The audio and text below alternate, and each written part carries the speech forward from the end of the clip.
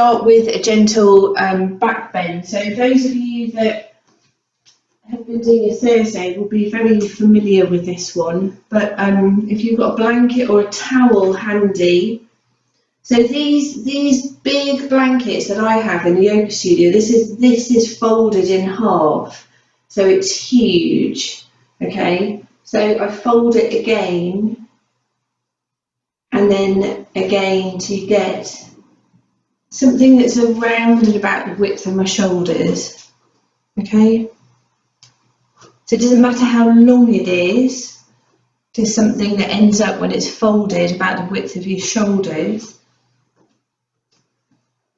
It goes onto the floor and you put yourself onto it so that your very lowest part of your lower back is on one side, pelvis completely resting on the floor, and then when you settle on it, the tip of your shoulder blade is resting on that folded up blanket or towel, and your arms are out to angel arms and skimming that folded up towel or blanket, knees bent, feet flat to the floor. It is quite nice to strap your knees together.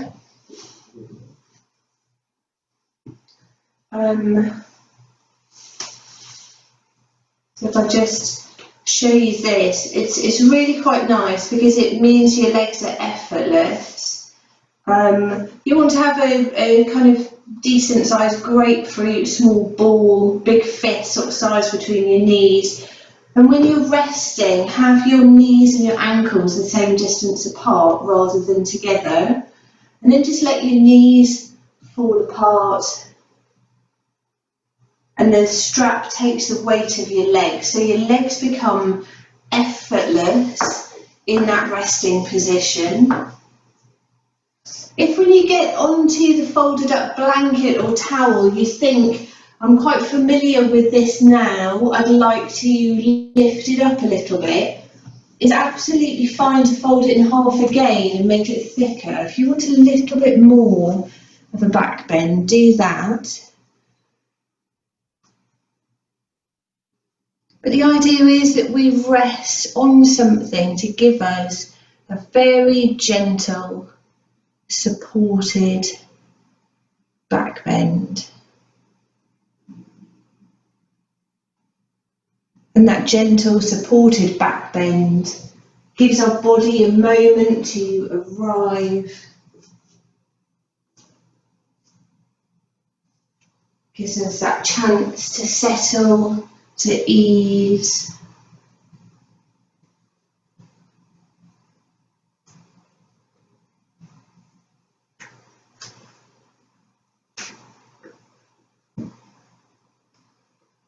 Maybe you have a couple of big sighing out breaths.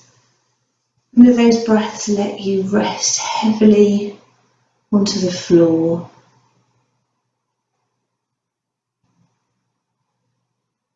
So as we take our focus around different parts of the body, using your out breath as we come to those different parts of the body, to really encourage those parts of the body to soften, to ease, to feel heavy. So taking your awareness to the back of your head, notice that contact point. And using a sighing out breath to let the back of the head, that contact point, feel as if it gets bigger, like you're kind of melting into the floor. Allowing your scalp to soften, your forehead, your eyelids, your cheeks, your lips. Your lower jaw eases away from your upper jaw, just enough space so your teeth aren't touching, and your tongue feels soft in your mouth. The whole of your head and your face and your jaw feeling soft. Let that softness flow to the neck, noticing the back of the neck on the right side, on the left side. letting the neck soften. Notice the front of the neck, the right side, the left side, and letting the front of the neck soften. Taking your awareness down to your shoulders.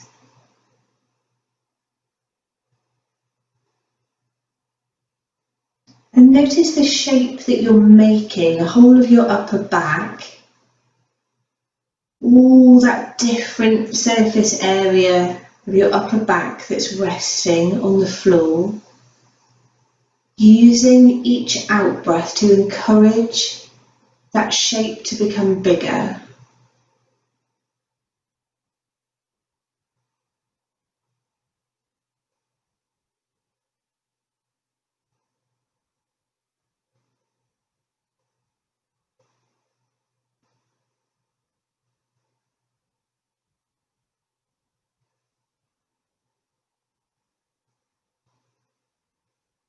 Being aware of your right arm and your left arm.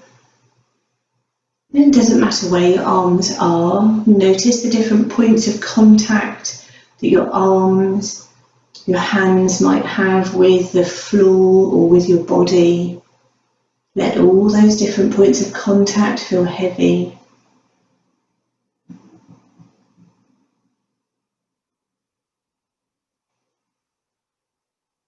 And then letting your awareness go a little bit further down your body to your abdomen, your waistline, your lower back.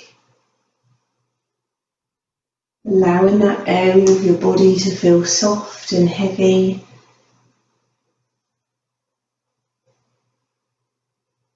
Encourage the breath to be in the bottom part of your lungs so you notice a gentle rise and fall of the abdomen with the breath.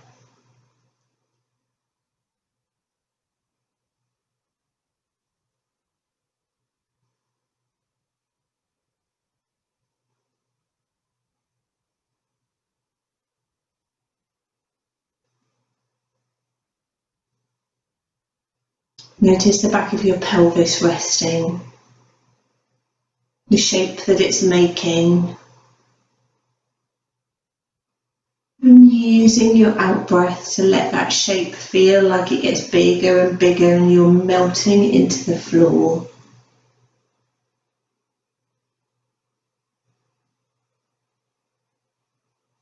Being aware of your right leg and your left leg.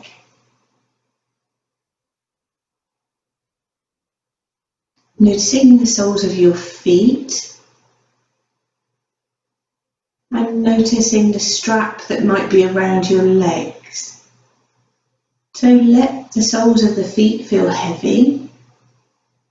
If there's a strap around your legs, notice that contact point around your legs and encourage that contact point between you and the strap to be really heavy.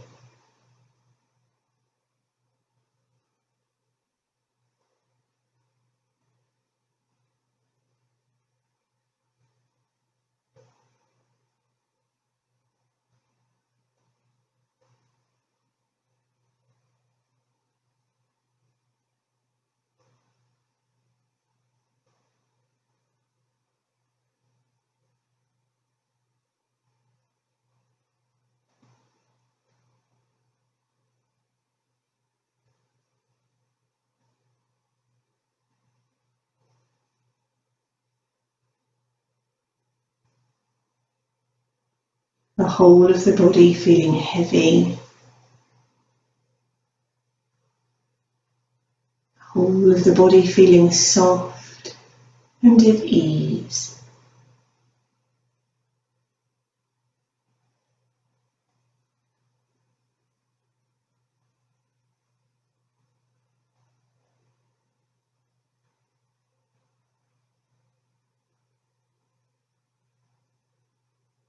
And let your focus now be with any of the different parts of your body that feel a little bit tight.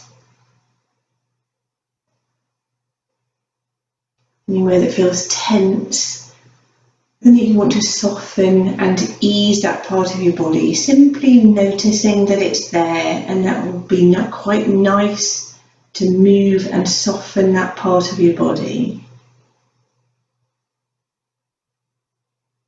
And then taking your awareness to anywhere in your body that feels sore, that feels injured.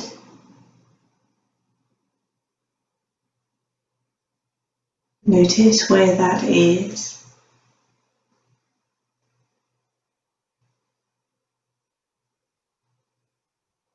Give yourself permission to move safely with awareness, so that you can avoid making that area of your body feel more sore, more injured. Not working too hard where you don't need to.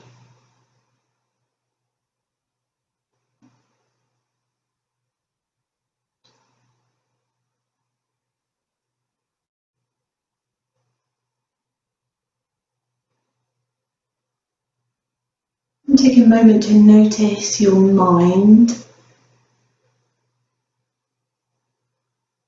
Checking in with how has it been to hold your focus with your body and be aware of your body and your breath. Has the mind wandered regularly off to different thoughts? Has it been distracted by those thoughts or maybe parts of your body?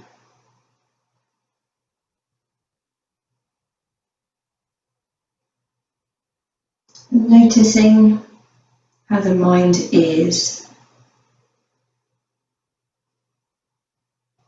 Encouraging your focus to be with yourself on your mat for your yoga practice.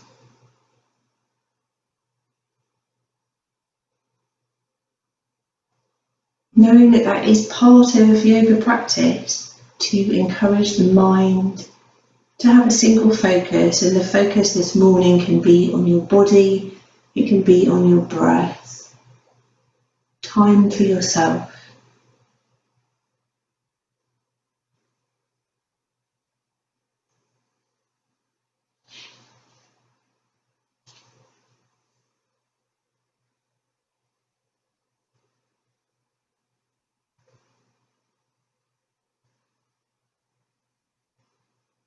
So you take your focus now to your fingers and give them a little bit of a wiggle. Take your focus to your toes, give them a little bit of a wiggle. Let that wiggling action move to your wrists and your ankles, to your arms, to your legs. You might gently hug your knees up towards you, have a little rock, and take the strap from your knees.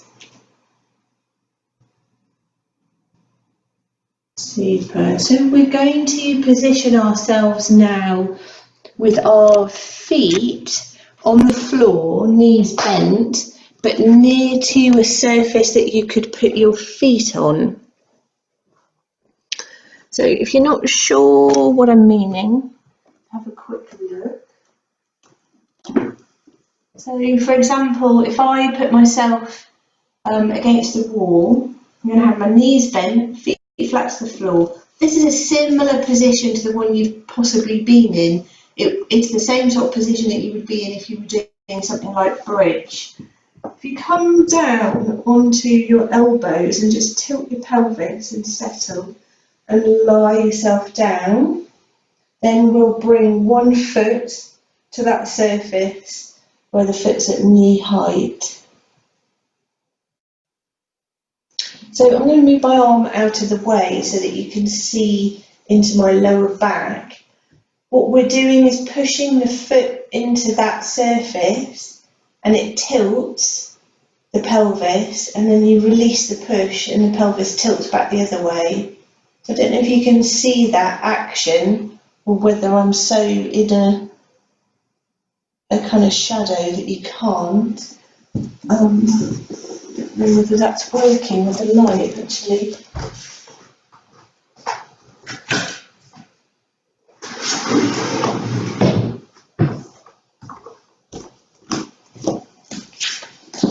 Has that helped any? No, I'm not sure it has it? Once, can you see anything there? John, can you see anything? Put your thumb up if you can. Can you see my body and it moving? No, okay.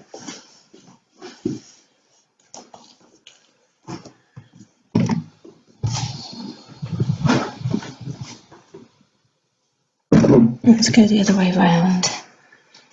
Then you might get a bit more light on the side of me. Oh, look at that. That's so much better. Okay. So toes are here. If I move my arm out of the way and you focus on my waistline, and I push and it rocks, and I push and it rocks. And you see that movement? The movement's literally coming from the push of the foot.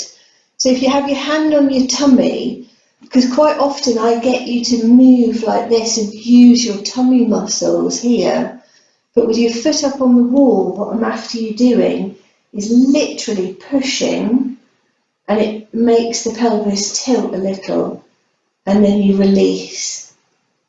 And you literally push and it rocks, you stop the push and you rock back.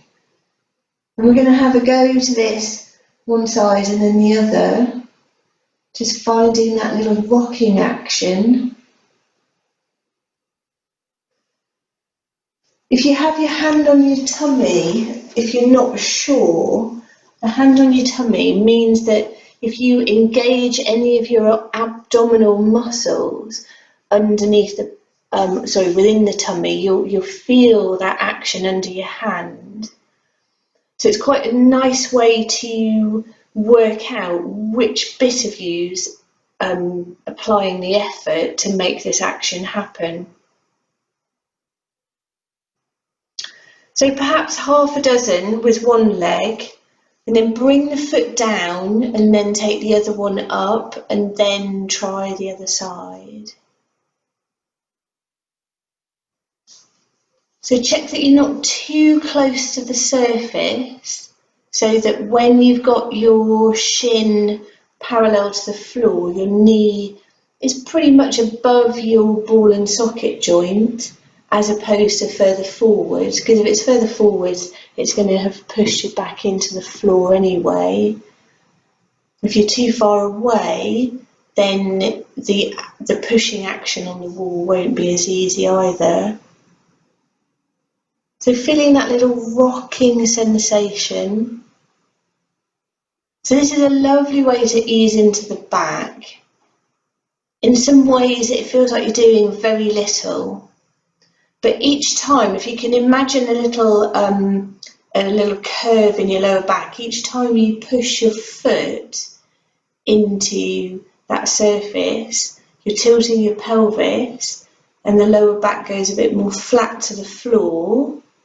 Create some space, and then you stop the push and the little curve comes back.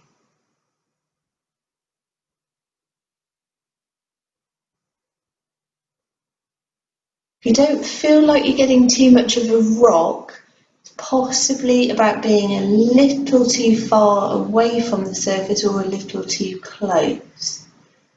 And your pelvis is on the floor. You're not lifting your bottom.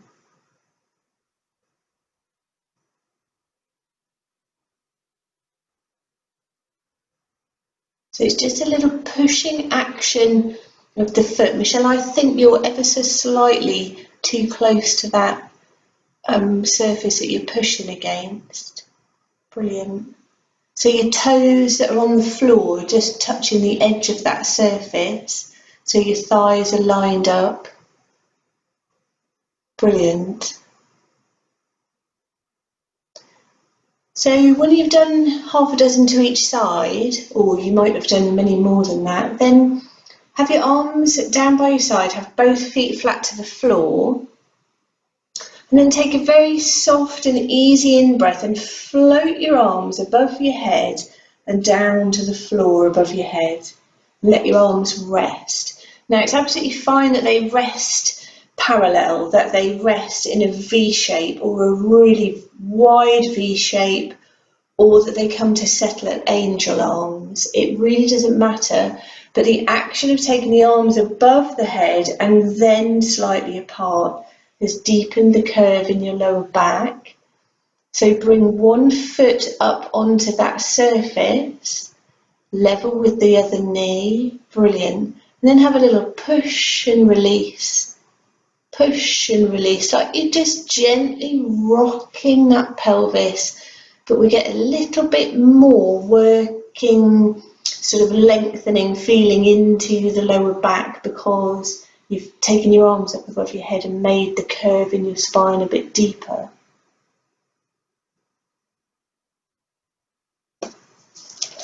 Super.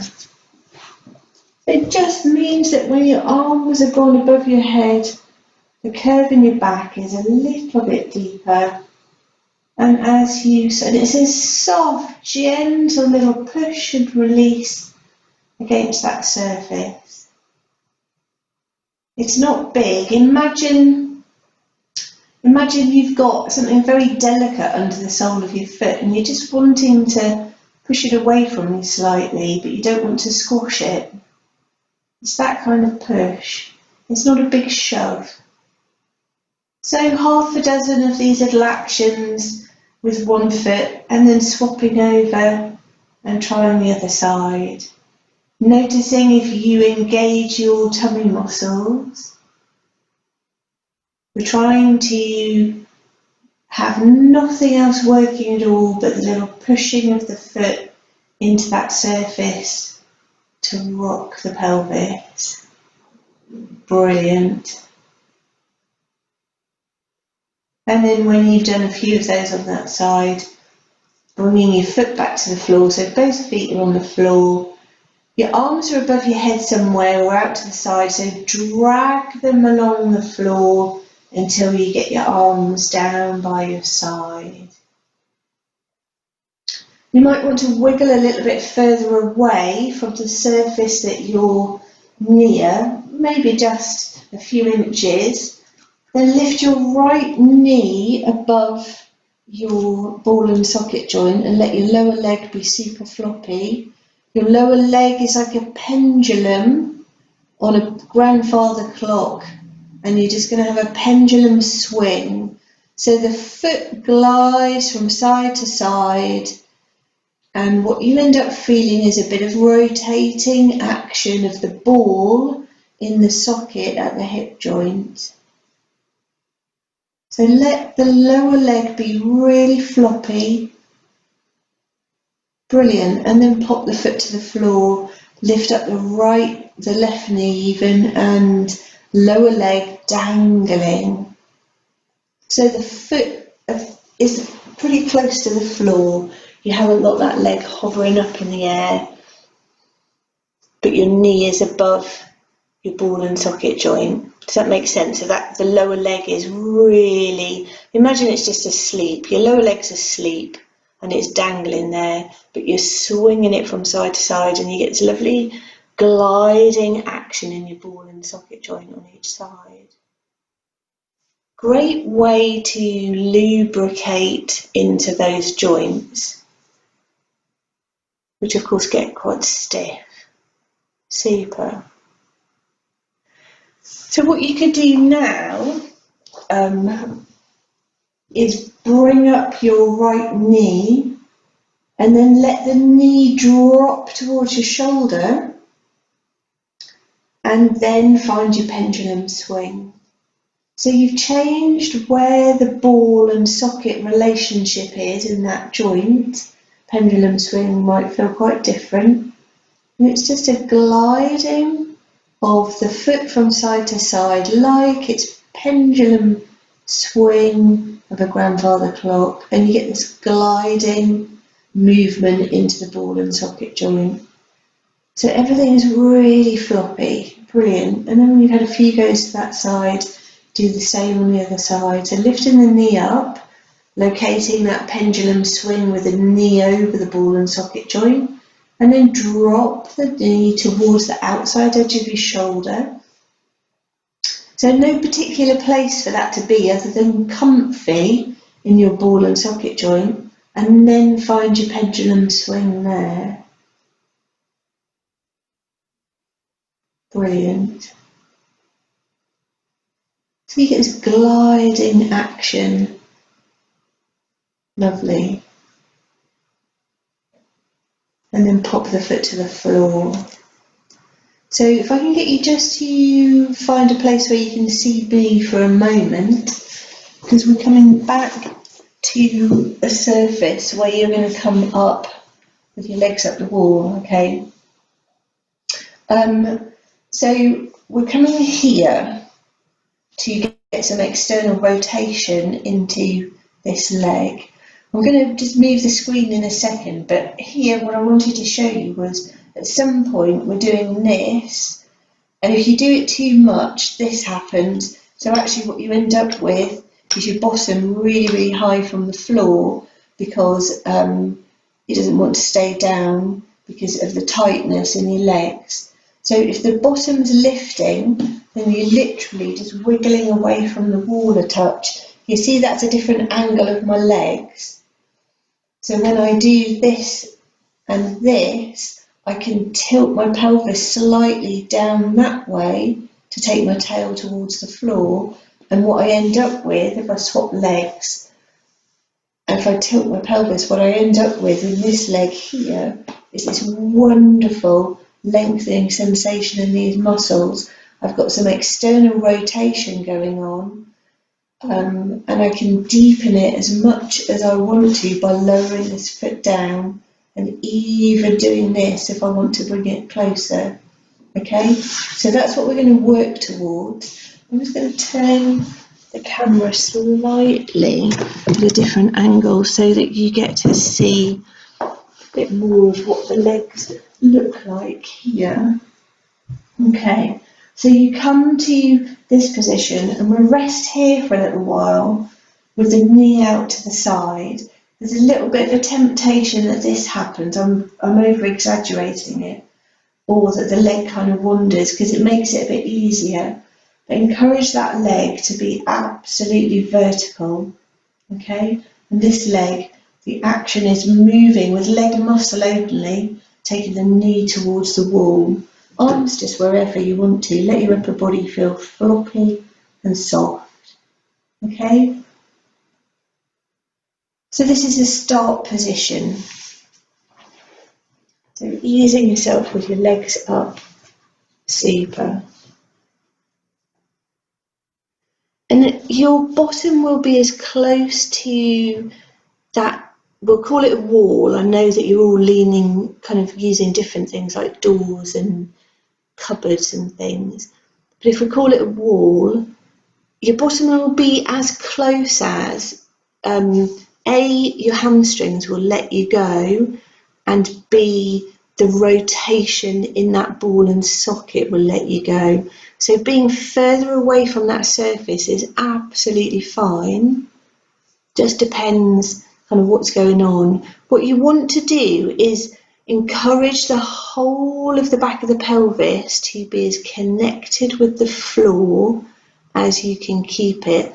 Like your tail, like your little coccyx bone is really tilting down towards the floor. So great place to stay here with that knee out to the side. One leg's bent, one leg straight, the bent leg knee is out to the side, and what you're doing is using leg muscle to slowly move the bent leg knee towards the wall, and you get rotation in the ball and socket joint. If then you're thinking, okay, this is easing and softening, I could deepen it, then what you're doing is bringing your foot flat to the wall.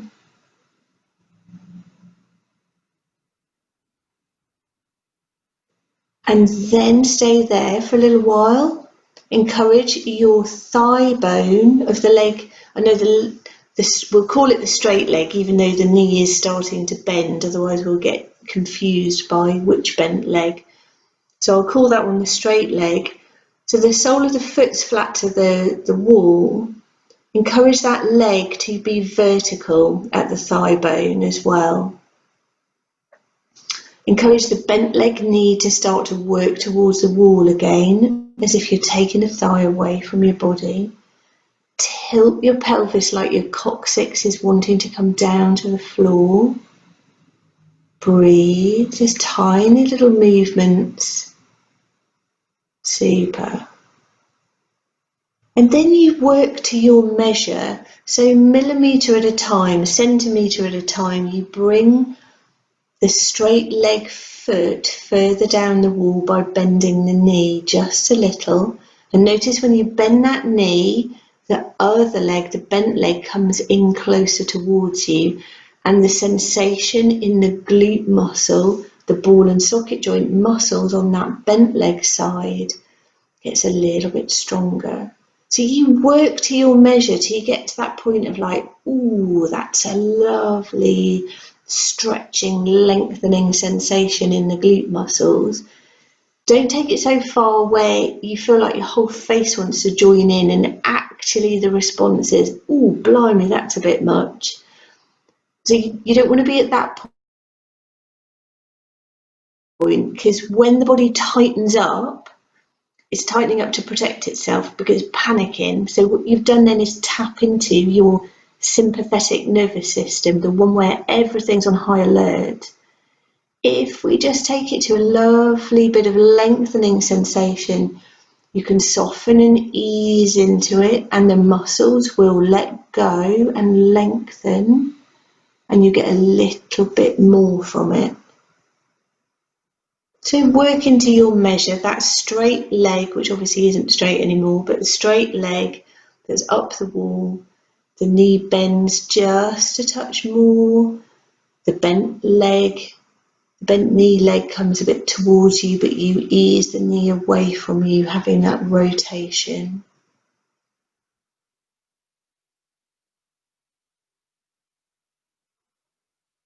Super.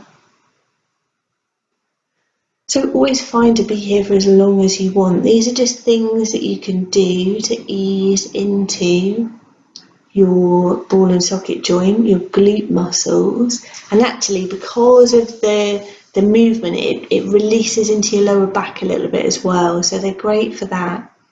So to come out of it, slide what was your straight leg, slide that foot up the wall and then uncross your legs, and then we'll go to the other side. So that start position is both legs are straight up the wall. If with both legs straight up the wall you've already got a lot of hamstring tightness, you probably want to come away from the wall. You want to be leaning against it, but without noticing the backs of your legs. So draw the other knee in towards you and then cross the leg over to wherever feels comfy. If this is the super, super tight side and you're thinking it's not going to bend too much at all, lots of options. Don't bend the straight leg knee at all and work at just moving the bent leg knee over towards the wall, or shuffle your bottom away from the wall a little bit. So it's great to stay at this stage where you've just got one leg bent, resting on the straight leg and encouraging the rotation. Great place to stay. When it does soften and ease, that straight leg that's up the wall, you could bend the knee a little bit and bring the sole of the foot flat to that surface. Notice what happens then with your glute muscles, your bottom, the back of your pelvis. You want to keep the back of the pelvis resting on the floor, your little coccyx tail tilting it down towards the floor. As soon as you start to tilt the pelvis, you'll be noticing something in the bent leg from the ball and socket joint, potentially up to the back of the knee, so the hamstrings lengthening, and the muscles all around your ball and socket joint.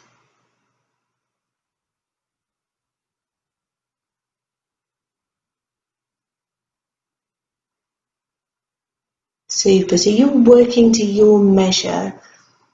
The straight leg foot is coming down the wall to wherever you want it to go in little increments, tiny little increments. Take your time. The bent leg knee is working towards the wall, and your little coccyx tail is tilting to the floor.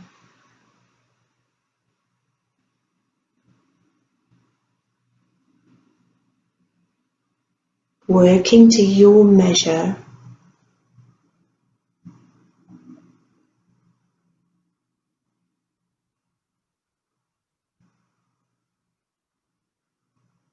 And then when you're ready to come out of this, you slide the straight leg foot up the wall until the leg becomes straight, and then unravel.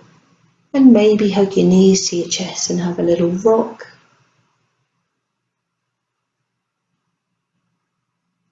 Ease yourself round to cat and have a move about in cat for a little while.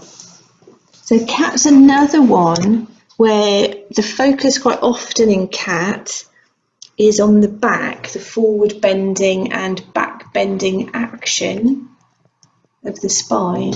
But actually that action comes from the pelvis.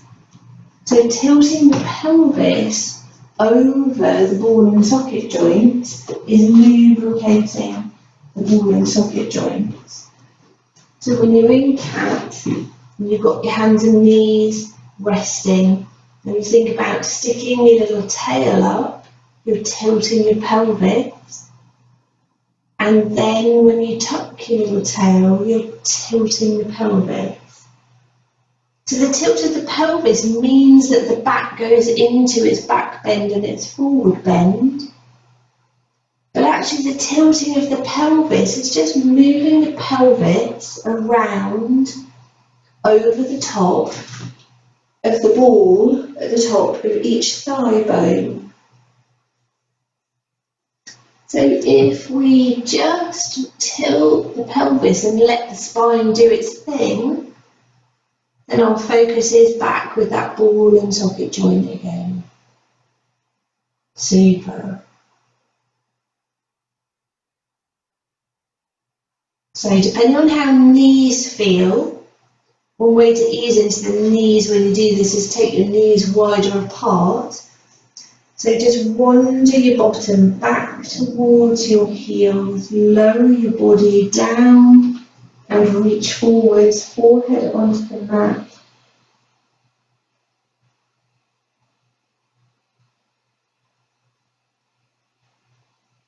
A great way to see how the ball and socket joints are feeling here, but of course if it's a bit of an issue with your knees, be careful.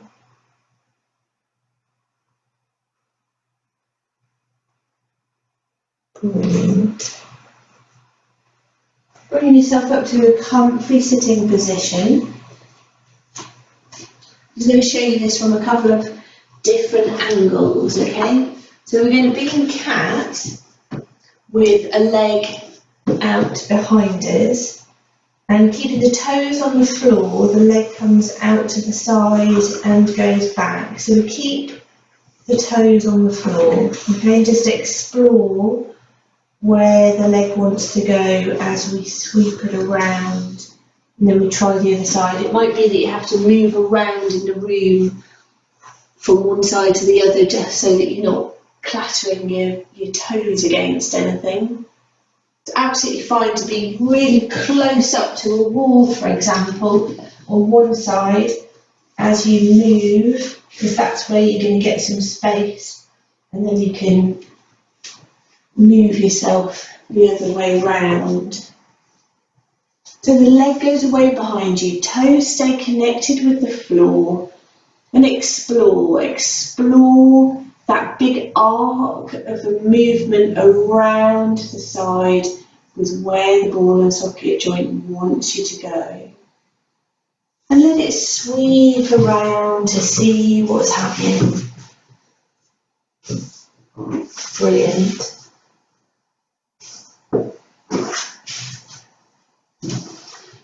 And then try the other side.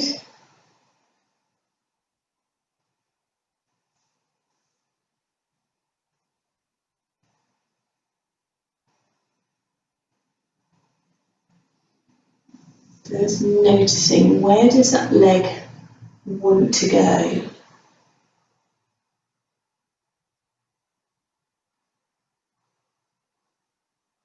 Few little sweeping actions to explore how that ball and socket joint wants to move.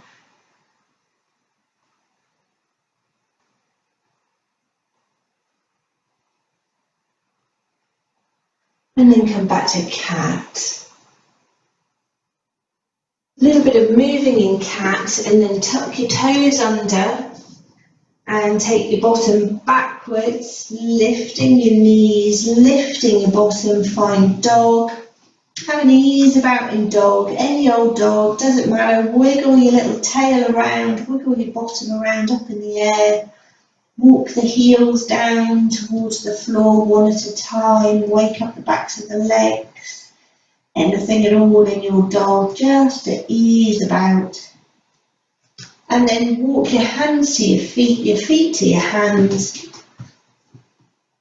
You're in a quite a floppy forward bend with your knees bent. We're going to come up to standing. So sweep your arms behind you and use your arms to lift you up as you come up.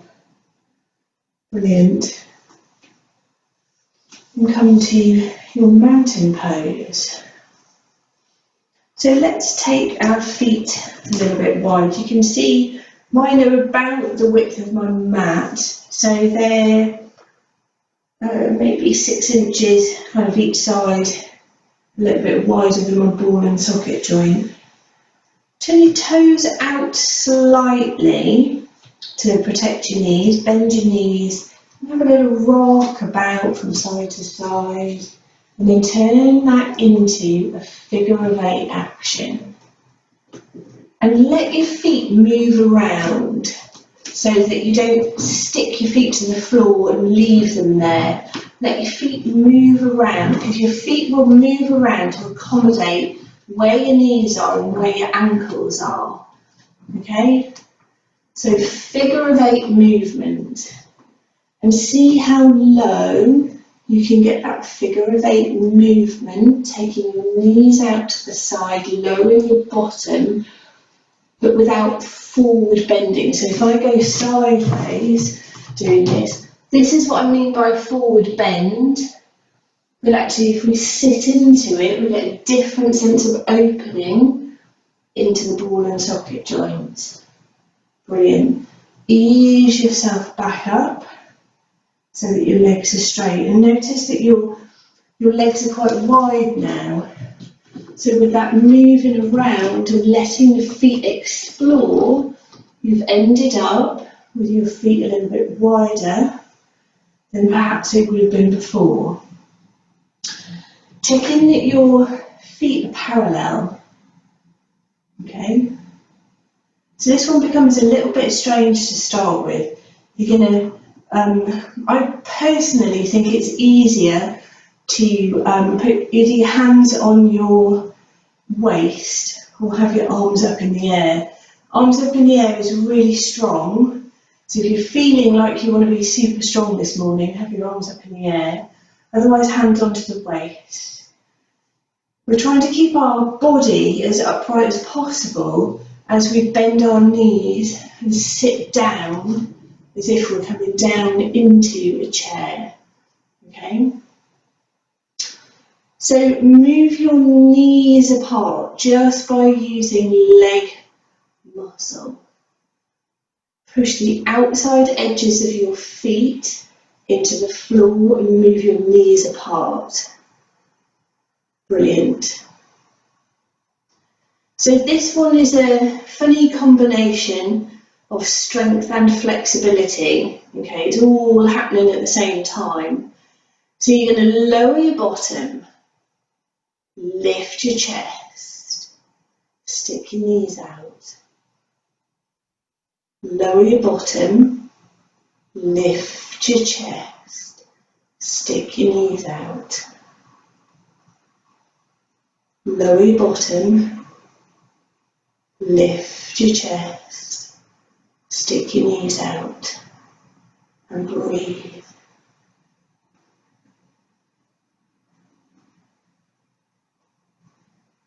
Lower your bottom, lift your chest, stick your knees out. So the tiny little movements, they're barely anything, but it's a really strong, lovely way to get strength into the thighs, the glutes, all those muscles around the ball and socket joint. Keep breathing, hold it. I know this is really quite strong, fantastic. Now, you're going to lift. If you can picture a centimetre in your mind's eye, you're going to push your feet into the floor and lift your bottom a centimetre. Push your knees out. Lift your bottom a centimetre, push your knees out. Lift your bottom a centimetre, push your knees out. Lift your bottom a centimetre, push your knees out. Keep going. Lifting a centimetre, sticking your knees apart. Lift your bottom, push your knees apart. Lift your bottom, push your knees apart. Keep going until you get your legs absolutely straight again.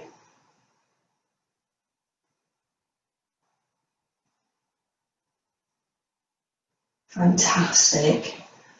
Wiggle your feet in towards one another and have a little bit of high marching to put a bit of easing back. Brilliant. So step a little bit wider and then come back to that lovely figure of 8 movement. Notice how my feet are moving about, my ankles, just let them go anywhere. Okay?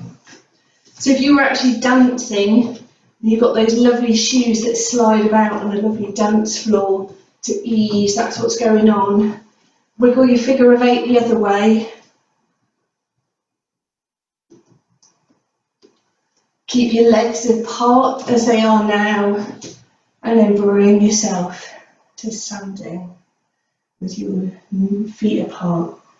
And just take a moment to notice that now, in this position, what you possibly have is those joints, your ball and socket joints, just feel slightly quieter. Okay, that's my only way of describing it, is that when we've eased and moved and we come to this position, we just feel less. There's less something going on in those joints. Wiggle your feet in, a little bit of high marching. And then heading back down to the mat, we're going to sit with our legs out long. Super. So I want to ease now across here with a bit of a twist. When you twist, not very much of your lower back will move. Most of the twist comes from kind of mid-back and upwards. So I just want to show you something so you can enjoy maximum twist with maximum kind of lengthening around that glute muscle. So we're going to, if everybody hugs up with their right knee and you step it across your left leg. So if you just have a look down at your pelvis is at right angles to that straight leg. So what I'd like you to do is just either move the bent leg side of the pelvis away behind you, or move the straight leg foot a little bit away from your bent leg, okay? So in order to do that, we have to step the foot back to the inside edge of that leg, use our hands, and you could just move that leg further away, and then maybe step that leg across if it wants to, or leave it on the inside, but leave a gap, okay? So if it's happy to go here, because actually you've got a lot of movement in your hip, then put it there. If not, we're putting the foot to the inside here, okay? First off though, let's all put it to the inside edge, just out of curiosity, because what you've got here, this is a fascinating thing with hips. You put your foot really close to your knee or your thigh, and then move this knee across. It doesn't really go anywhere. Can you feel it gets quite stuck? Step the foot away, and then notice that that knee, that movement that you have in that knee is different, okay? So when we want to hug that leg across to get some length here, actually we get more success if we've got some space. Just check that that long leg is further away and that your pelvis is at an angle now rather than at right angles. So right leg is bent, wrap your left arm around and then turn your body slightly against that leg. And then have your hand behind you. I'm going to turn so you can see that hand. Have this hand behind you. So we tend to kind of slouch back, push the hand so you sit lovely and tall. You've got your left arm wrapped around your right leg. You've got your right hand behind you sitting tall. And then you can encourage that turning sensation. And we can feel quite a lovely lengthening, even from the right knee, around the outside edge of the right thigh, around the back of the pelvis, and in fact all the way up to the left shoulder. Brilliant. So then release. Turn yourself to face forwards, unravel your legs, give them a bit of a wiggle. And we'll go to the other side. So let's stay with this different position with the leg for a moment. So left foot, have it with some distance from the right leg. Sit with your hands so you can move that leg further forward. So you've got your pelvis now at an angle. And then ease the left leg across, wrap the right arm around, left arm goes behind you. Use the hand behind you to sit tall, have an in-breath and then out-breath turn. And just turn to your measure, noticing how that feels.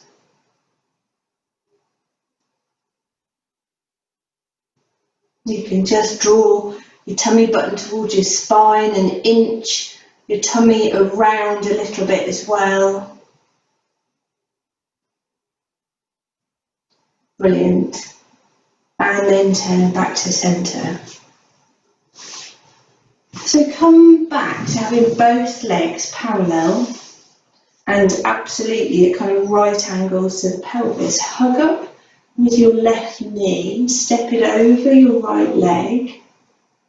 And then have a turn. So same kind of turn, but notice the difference. So this way now, quite a different sense of lengthening around the glute muscle of the bent leg.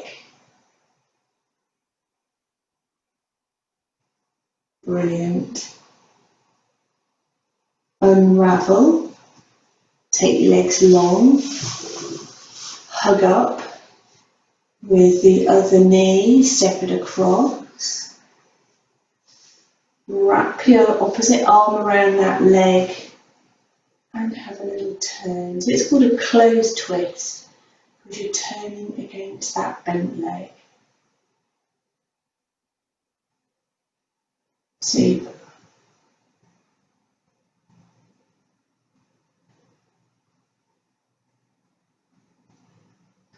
And then ease yourself back and unravel. Give your legs a bit of a flop about. Soles of your feet together. And have them quite a distance away to start with. So my diamond is long from my toes to my body as opposed to from one knee to the other. The narrowest point of my diamond is between my knees, okay? Super. So at this point then, let's think about the relationship of the pelvis, the thigh bones, the ball and socket joint. So lean slightly to one side and grab hold of that extra muscle and just tuck it out from underneath you. Lean the other way, grab hold of your extra muscle and pull it out from underneath you. And notice you've ended up tilting your pelvis forwards. So if I go sideways, normally when we kind of position ourselves, we sit right onto our glute muscles, which makes sense because obviously that's our own bit of padding.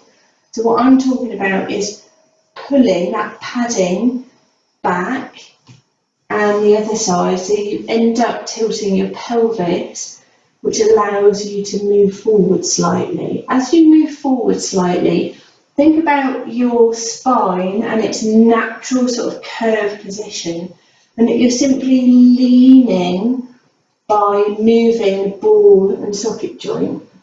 There's change in the relationship of the pelvis by leaning forwards. Super. So keeping this leaning forwards position, centimetre at a time, just bring your feet in towards you, keep leaning forwards. And then wiggle your feet in a little bit. Keep leaning forwards and wiggle your feet in a little bit. Keep the tilting action of your pelvis coming forwards. It's like your tummy button is really keen to attach itself to the heels of your feet. And keep wiggling your feet in just a little bit at a time to see where your body wants to go, but where your legs want to go in relation to your body, but your spine remains in that long position with as many of its natural curves as we can keep.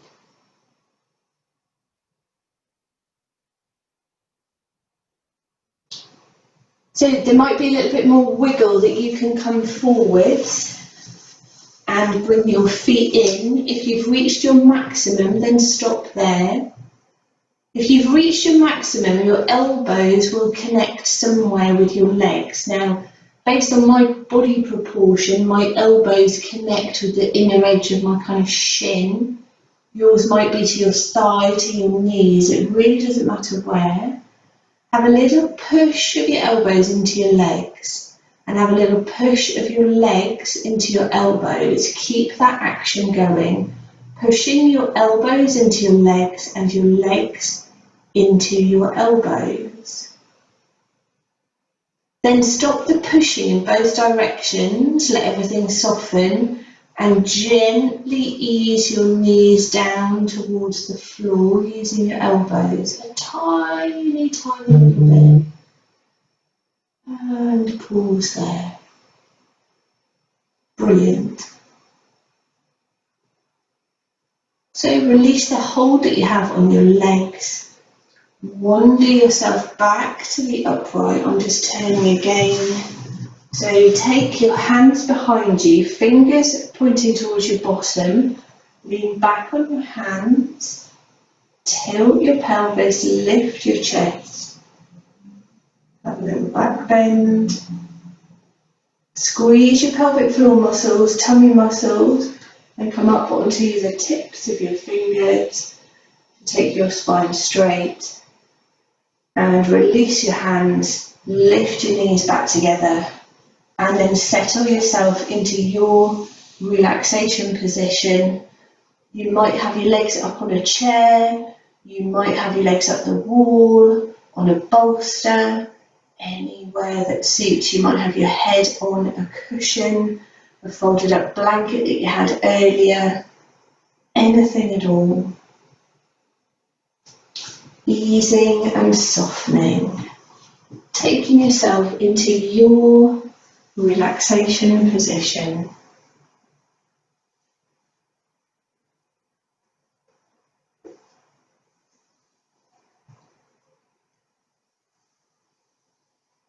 And using your focus to take yourself around your body to notice all the different contact points that your body has with the floor. And as you notice each of those contact points, using your out-breath to allow your body to rest heavily on the floor.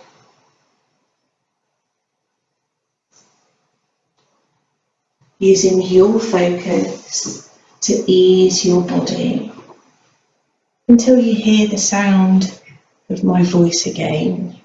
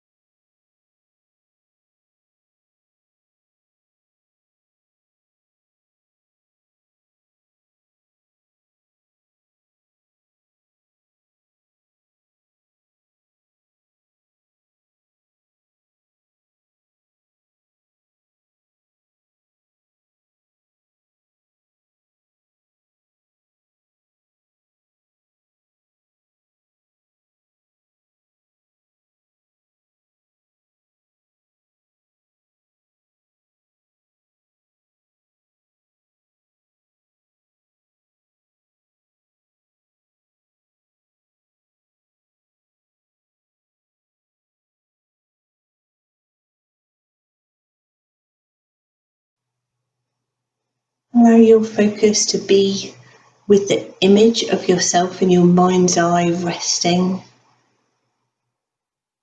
noticing the shape that you're making, where you are in your room, where the doors are, where the windows are, noticing any sounds, sounds inside, sounds outside, and gently beginning to ease yourself back, perhaps a wiggle of fingers or toes, a yawn, a stretch, a hug of the knees to the chest.